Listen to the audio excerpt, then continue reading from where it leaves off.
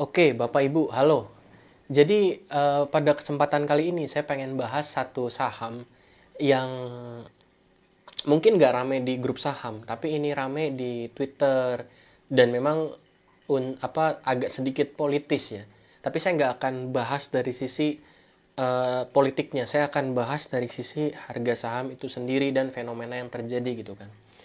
Jadi pada tanggal 8 Agustus kemarin itu WSBP resmi mengkonversi hutang hutang para krediturnya itu ke dalam bentuk saham.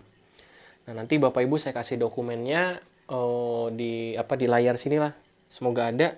Semoga ada. Jadi total jumlah saham tambahannya itu adalah 28 miliar lembar saham atau senilai 1,4 triliun. Jadi utangnya WSBP kepada para kreditur itu sejumlah 1,4 triliun itu dikonversi jadi saham sebanyak 28,1 miliar lembar saham. Gitu kan. Di average berapa, Pak? Harga konversinya sih di 50,81. Harga WSBP sekarang 50 perak gitu kan. Nah, ini Bapak Ibu bisa lihat list-list krediturnya. Dari mulai ada yang 7 juta, 2 juta, 2 juta aja nggak bisa dilunasin ya, ampun. Ada yang 22 miliar, bahkan tertinggi itu ada yang sampai 199 miliar. Kalau saya nggak salah ingat, coba saya cek dulu. Tertinggi ada yang sampai 100, ya ini. Punya inti niaga sukses abadi 199,5 miliar atau dikonversi jadi saham 3,9 miliar lembar saham. Gila. Gitu kan. Nah, terus gimana Pak untuk WSBP-nya sendiri? Nah, sebagai informasi, total yang dikonversi itu kan 1,4 triliun atau sejumlah 28 miliar lembar saham. Ya kan?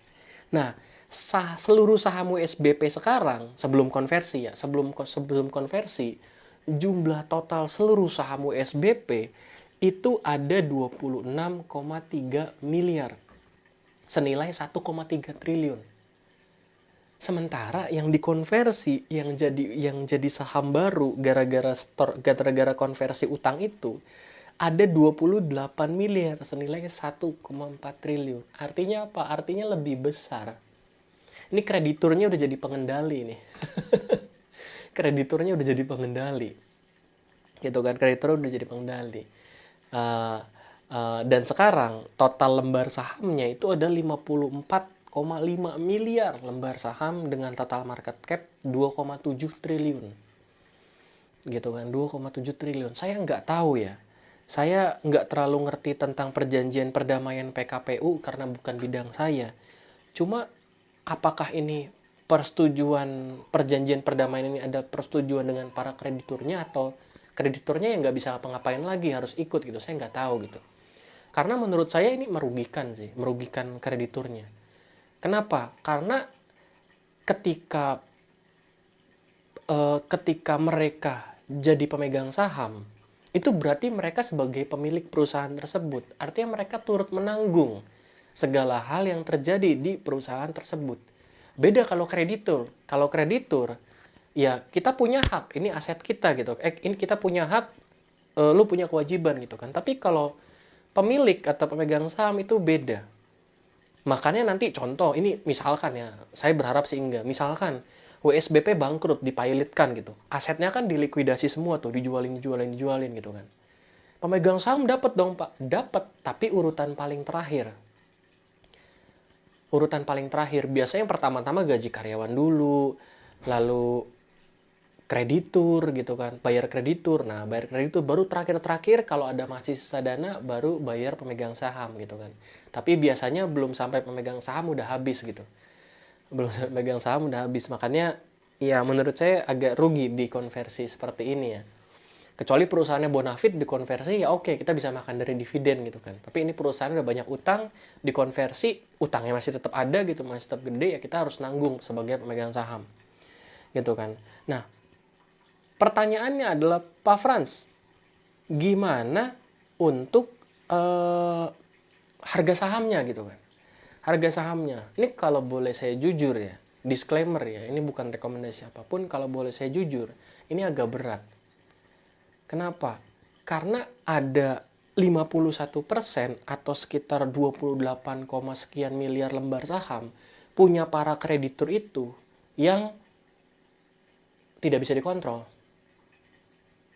Iya gitu. Kecuali ada satu pihak bandar super kaya, market maker super kaya gitu kan, market maker konsorsium 10 orang, satu orang 100 miliar gitu, itu mungkin beda cerita gitu.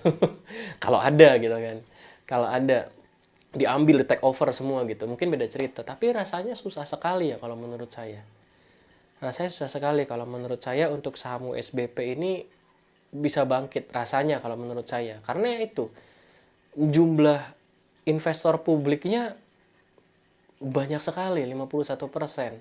Bahkan dalam artikel terbaru yang saya baca, tadi saya baca dari Bloomberg ya, dari Bloomberg itu saya baca, eh, waskita itu udah bukan jadi pengendali. Nah ini, imbas dari konversi utang saham itu, kepemilikan saham publik selaku kreditur berubah menjadi 51%. Ini publik yang kreditur 51%. Publik non-krediturnya ada 15,9%. Artinya apa? Artinya barang di investor retail atau di masyarakat itu ada kurang lebih 60 persenan, 61%. Sementara waskitanya sendiri tinggal 29,3% gitu kan. Ini barangnya udah jadi punya masyarakat semua gitu. Jadi udah agak berat menurut saya. Kecuali tadi ada bandar super kaya, konsorsium, patungan, satu orang 100M gitu. Itu beda cerita. Gitu. Jadi itu pandangan saya buat saham USBP. Dan buat teman-teman yang pegang USBP, kalau bisa jual nego, ya coba aja dijual gitu. Menurut saya dapat 49 atau 30 laku pun itu good deal lah kalau menurut saya ya. Seperti itu. Tapi balik lagi itu ke keputusan investasi masing-masing. Jadi jangan karena Pak Frans jadi beli atau jual tuh jangan. Ini saya cuma ngasih pandangan aja dari sisi saya, pengamat untuk mengenai saham WSBP yang baru dikonversi itu. Seperti itu Bapak Ibu, semoga bermanfaat. Sampai kita ketemu di series edukasi selanjutnya ya. Sampai kita ketemu lagi. Thank you semuanya.